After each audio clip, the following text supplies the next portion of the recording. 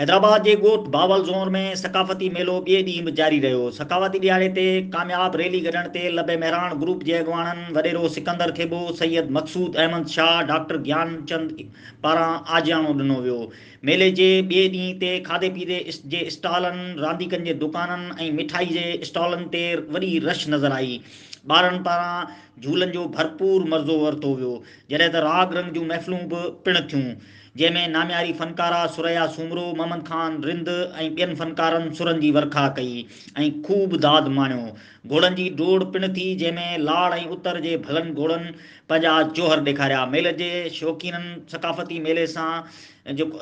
मेले में भरपूर नमूने लुत्फ़अंदोज़ थी रहिया आहिनि, जॾहिं त शौक़ीननि जो चवणु आहे त अहिड़ा सकाफ़ती मेला हर साल थियणु घुरिजनि, जीअं असांखे पंहिंजी सकाफ़त सां सकाफ़त जे बारे में ॼाण मिली सघे। मुदस्सिर नदर बलूच, इवेंट टीवी, हैदराबाद।